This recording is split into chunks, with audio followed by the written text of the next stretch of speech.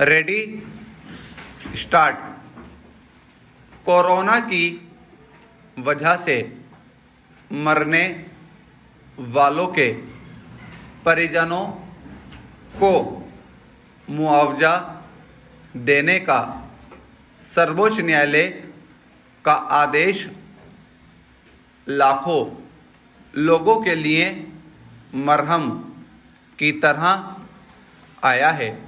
हालांकि न्यायालय ने मुआवजे की रकम तय करने से इनकार कर दिया है, पर इस आदेश से ऐसे वक्त में सरकार का मानवीय उत्तरदायित्व जरूर तय हो गया है। जब इस मामले में याचिका दायर करके कोरोना से मरने वाले परिजनों को 4 लाख रुपए देने की मांग की गई थी, तो अदालत ने सरकार से इस पर उसका रुख जानना चाहा था। तब केंद्र सरकार ने हलफनामा दायर कर साफ कर दिया था कि प्राकृतिक आपदा की श्रेणी में जिन 12 विषयों को शामिल किया गया है, उनमें बाढ़, भूकंप जैसी स्थितियां तो आती हैं, पर कोरोना जैसी महामारी नहीं आती। सरकार मरने वालों को मुआवजा देने में अक्षम है। इस तरह उस पर भारी आर्थिक बोझ पड़ेगा, मगर सर्वोच्च न्यायालय ने इसे सरकार का उत्तरदायित्व मानते हुए मुआवजा देने का आदेश दे दिया। यह सरकार को तय करना है कि मुआवजे की राशि कितनी होगी। इसके लिए 6 हफ्ते के भीतर दिशा निर्देश जारी करने होंगे।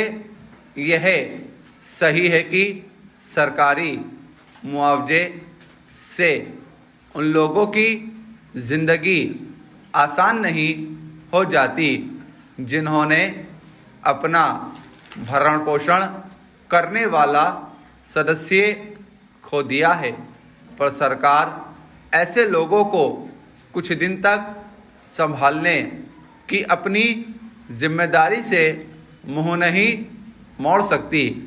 आपदा, दुर्घटना आदि में मुआवजे का प्रावधान इसलिए किया गया है कि परिवार के बचे हुए लोगों को संभालने और नए ढंग से जीवन शुरू करने में आसानी होगी। कोरोना की दूसरी लहर में सरकारी आंकड़ों के मुताबिक करीब 4 लाख लोगों की जान चली गई, जबकि दूसरी एजेंसियां इससे कई गुना अधिक मौतों का कयास लगा रही हैं। मरने वालों में बहुत सारे लोग ऐसे थे जो परिवार के एकमात्र कमाने वाले थे।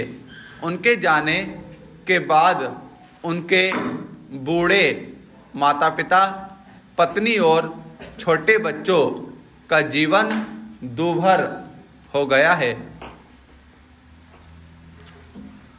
बहुत सारे बच्चे अनाथ हो गए हैं।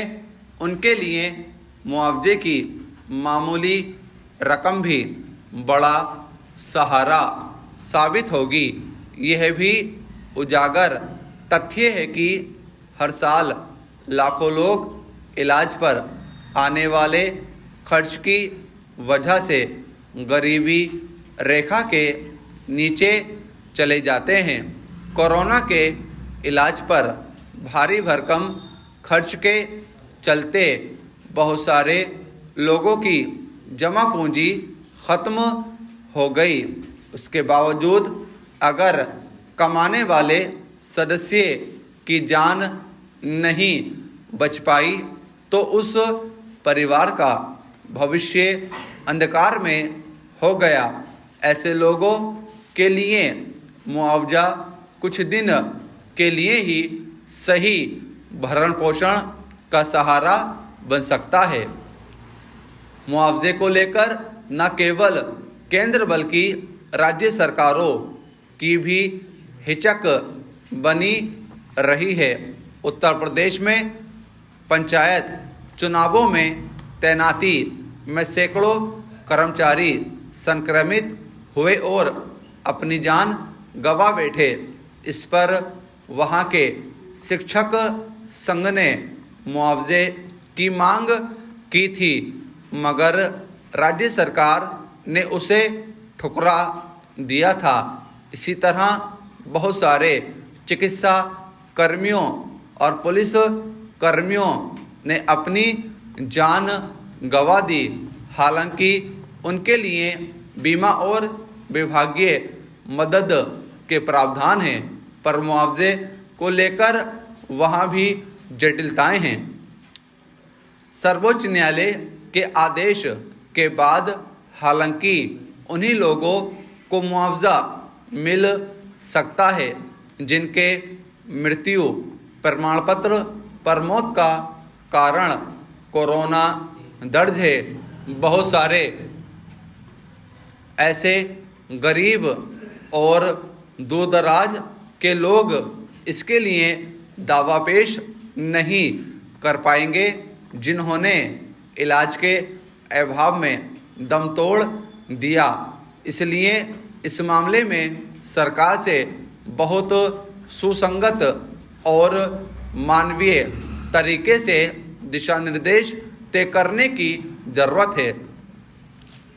कृषि कानून विरोधी आंदोलन के 7 माह पूरे होने के बहाने प्रदर्शनकारियों ने राजभवनों को घेरने का जो अभियान चलाया वह 1-2 जगह छोड़कर नाकाम और निष्प्रभावी रहा। तो इसी कारण कि वह अपनी धार खोने के साथ अपने उद्देश्य से भी भटक चुका है।